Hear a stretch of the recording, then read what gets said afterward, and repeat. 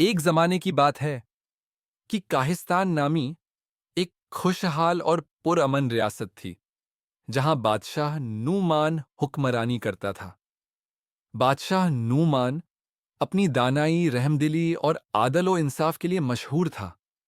وہ ہمیشہ اپنی رعایا کی فلاح و بہبود کو ترجیح دیتا اور ان کے مسائل خود سن کر حل کرتا۔ شہر کے ہر کونے میں اس کی انصاف پسندی کے چرچے تھے اور لوگ اسے اپنا مسیحا سمجھتے تھے۔ کہا جاتا ہے کہ بادشاہ نومان روزانہ دربار لگاتا جہاں ہر شخص، چاہے امیر ہو یا غریب، بنا کسی روک ٹوک کے اپنے مسائل پیش کر سکتا تھا۔ ایک بار ایک غریب کسان کی زمین پر ایک ظالم زمیندار نے قبضہ کر لیا۔ جب بادشاہ کو یہ خبر ملی تو اس نے بنا کسی ہچکچاہٹ کے زمیندار کو دربار میں طلب کیا اور انصاف کے ترازو میں بنا کسی جھکاو کے فیصلہ سنایا۔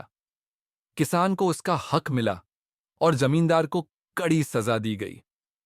اس واقعے کے بعد رعایا میں بادشاہ کی عزت اور بڑھ گئی اور لوگ کہنے لگے کہ جب تک نومان کی تلوار انصاف چلے گی، کاہستان میں کوئی مظلوم نہیں رہے گا۔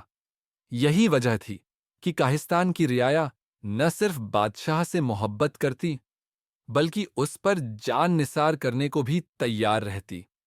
بادشاہ نومان کی حکمرانی میں ریاست ترقی کرتی رہی اور اس کی شہرت دور دراز ملکوں تک پھیل گئی۔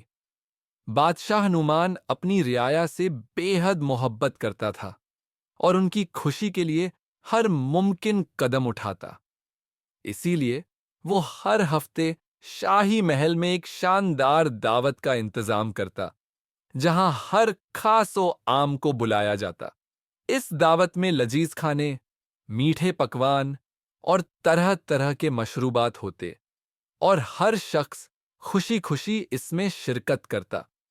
محل کے وسیع اور عرض باغیچے میں روشنیوں کی بہار ہوتی، میوزک کی دھنیں گونج رہی ہوتیں اور لوگ بادشاہ کے اس ہنر سلوک کی تعریفیں کرتے نہ تھکتے۔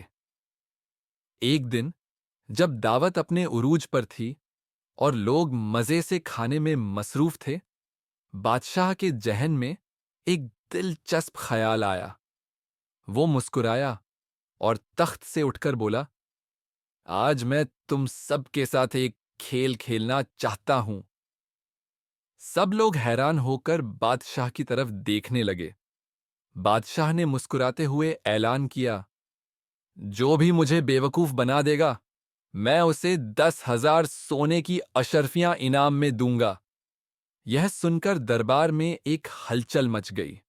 ہر کوئی حیران بھی تھا اور خوش بھی، کیونکہ اتنی بڑی رقم پانے کا موقع آسانی سے نہیں ملتا تھا۔ لوگ قطار میں لگ کر بادشاہ کے سامنے آتے اور اپنی اپنی چترائی آزماتے۔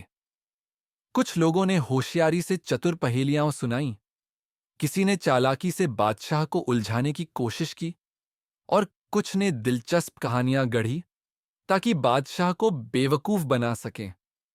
مگر بادشاہ نومان نہایت جیراک اور دانا تھا۔ وہ ہر چال کو سمجھ جاتا اور ہنستے ہوئے کہتا، یہ تو دلچسپ ہے مگر میں بیوقوف نہیں بنا۔ دن گزرتے رہے، ہر دعوت میں لوگ نئے طریقوں سے آتے لیکن کوئی بھی بادشاہ کو دھوکہ دینے میں کامیاب نہ ہو سکا۔ وقت گزرتا رہا اور 1 مہینہ بیت گیا، مگر بادشاہ کو وہ مزہ نہ آیا جس کی وہ تلاش میں تھا۔ وہ سوچ میں پڑ گیا کہ کیا واقعی کوئی ایسا شخص نہیں جو اسے بیوقوف بنا سکے۔ رعایا میں چہچہاہٹیں ہونے لگیں۔